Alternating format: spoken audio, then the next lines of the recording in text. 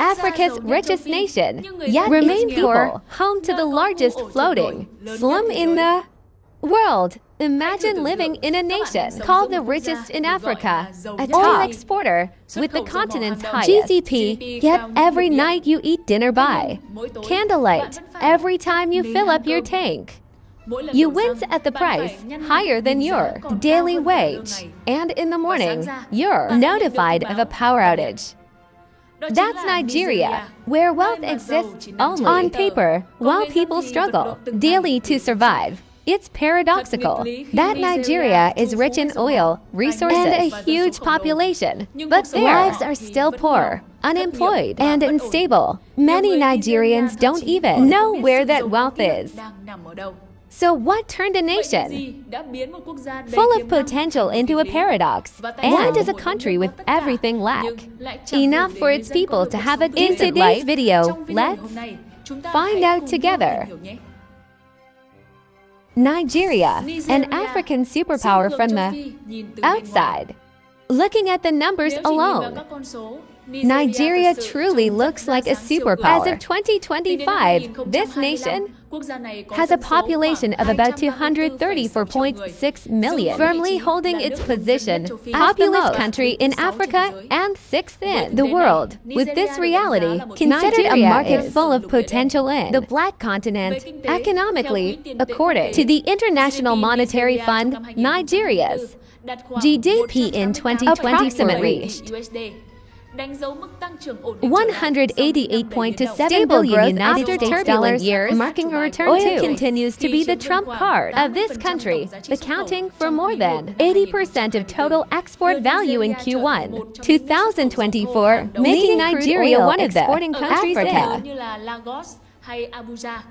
In major centers like Lagos, it's not hard to see tall buildings, rising, huge real estate projects of foreign corporations, and among the upper class, driving luxury cars on the street, living in villas abroad, having private bodyguards is not uncommon. Sounds a lot like countries striving to become in the developing world, right? But that's just a very small slice, because just a few kilometers completely different. Nigeria, while growth figures did on paper, according to the world, as of 2023, about 46% of equivalent to nearly 101 people are still living below the poverty line. Meanwhile, also according to 2023, only about 61.2% of the population has access to electricity. The rest have to make do with candles, generators, or live in darkness. An electricity access rate only about 61% means that Nigerians still live in darkness every day. And the biggest paradox is that although it is a crude oil exporting country, Nigeria has to import gasoline domestic consumption because of efficient oil refinery systems. According to reports, after the Nigerian government cut fuel subsidies in 2023, gas prices immediately soared, and by 2024, gasoline prices had reached more than 1,000 naira per liter, which is about 20,000 VND. This price may sound to us in Vietnam. However, keep in mind that the average salary in Nigeria is only around 2 to 3 million VND per month. With such an income, filling up the tank is something to consider carefully. That's the paradox that makes many Nigerians, despite living on oil, have to buy fuel as if they were living in a completely importing country. The question here is why, with resources, manpower, and even growth systems with potential, yet the people here still struggle with basic needs, electricity, gasoline, and to find the answer to this question. Let's continue the video with the next part right now. The GDP scam. Why are people still suffering? Hearing the phrase highest GDP in Africa, everyone thinks Nigeria must be rich. But in reality, that GDP is likened by many in a glass case, visible. But not everyone can eat it. According to statistics as of 2024, Nigeria's nominal GDP reached about 188 billion USD, ranking first in the Black continent, equally among about 234.6 million Nigerian people. Only owns about 802 USD 5, equivalent to about 20.7 minus 1 VND per year, or more specifically, about 1.73 million VND per month at the current exchange rate. Just think about it. Gas prices skyrocketed after the subsidies cut. There's electricity bills, but electricity isn't always available to use. Without income, people can barely ends meet, let alone live comfortably. According to experts' analysis, this is a prime example of what's non-inclusive growth. That is, the country may seem to be developing on the surface, of the people don't benefit from that development. To put it bluntly, even if there's one source, the money, a very small group, while the vast majority of people still have to live in deprivation and hardship. For the highest percentage is assessed to be due to the government's management system. According to Transparency International, Nigeria 140-180th in 2024 with only 26 points on a scale of 100 corrupt countries in the world. From oil have evaporated through loopholes in policies, public tenders, spending, and even leadership positions. Lacking transparency, money is hoarded, are still broken, electricity still flickers, still broken, electricity medicines are still scarce. And then people must get used to taking care of themselves, from generators, collecting rainwater, to treating illnesses with folk remedies, and faint hope that one day the government will actually do something for them. Furthermore, according to RIR's news agency, in Nigeria has skyrocketed to 23.7% in April 2025, meaning the price of everything from rice, cooking oil, gasoline too, electricity and water bills are soaring. Clearly, with such a harsh reality, Nigerians are tightening their belts. And what about, although the government announces the unemployment is only about 4.3%, very different the reality in Nigeria. Many young people have to live on precarious jobs like street vending, unstable driving, freelance work. Those people are not included in the statistical reports, but they are of the labor market. But that's not all. If you go to the northern region of Nigeria, the reality is even in this area. Armed conflicts, kidnappings, and terrorism all the time. And poverty amidst wealth, the wealth that the world sees through the facets. That the world sees through the facets. Reports, but the reality is different. Music. Far, the real life inside is in Nigeria, unimaginable paradoxes. In the previous part, Nigeria has all the elements to become a superpower, abundant resources, unquestionable manpower, and top GDP in Africa. But all those numbers are just on paper, because development isn't in colorful charts, but must come from the quality of life of people, ordinary people who just want enough electricity to cook, enough water to bathe, opportunities for their children to go to school.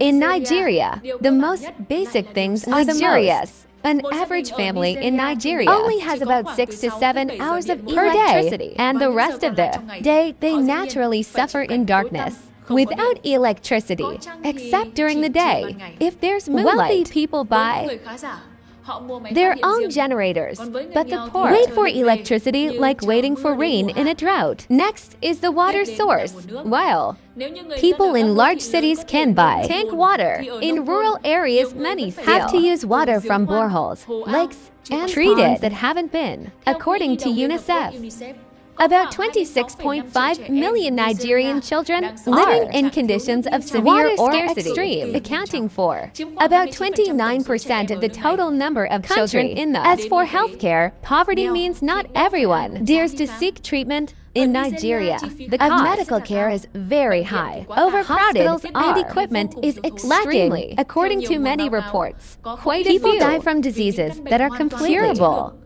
simply because they don't have enough money or access to medical care. But the most worrying thing is education. What do you think of a country where up to 10 million children don't go to school? Although Nigerian law stipulates that children must go to school. According to figures from UNICEF, more than 10.5 million children of school age do not attend classes. Of course, it's not because parents their children to go to school, but because they can't afford the costs beyond tuition, such as uniforms, books, even seats, fans. In short, what is happening in Nigeria shows one thing. A country can be very rich in resources, but lacks effective management, its people will still live in poverty. But Nigeria isn't the only country in Africa, and having oil does guarantee a good life too. See that clearly, let's look at less flashy but considered much more livable. Let's look. Odd. A country once mired in civil war and brutal genocide. This nation has no oil, no resources, and a population of just over 13 million. But Rwanda is considered one of the safest, cleanest, and most transparent countries in Africa. According to the World Bank, the poverty rate in Rwanda has fallen from 77% to 38% in 20 years. The government invests heavily in basic health care, universal education, especially digitalizing administration to minimize corruption. Another example is Mauritius, a small island nation in the Indian Ocean. This island nation also has no oil, no diamonds, thanks to an effective management system. Become one of the only upper middle-income countries in Africa, with an average life expectancy of 75 and a 5 public health care system for all. So where does Nigeria, this rich nation, stand? The answer lies in billionaires like Aliko Dangote. This Nigerian billionaire is the richest person in Africa with a net worth of over $10 billion. He owns the largest private oil refinery worth $19 billion. The country's total GDP, while millions of people have no electricity, no money for medicine, afford to send their children to school. One individual has wealth equivalent to it. Sounds paradoxical, right? Clearly, resources don't bring happiness. A large population doesn't automatically create progress, and high GDP doesn't automatically flow into each family. Ultimately, the problem isn't what we have, but how we use what we have. And that paradox now even manifests itself in specific areas where wealth has never reached. Specifically, where is that? Let's delve into the next part to find out. Okay, Morocco, the largest floating slum in the world. Let's go to Makoko.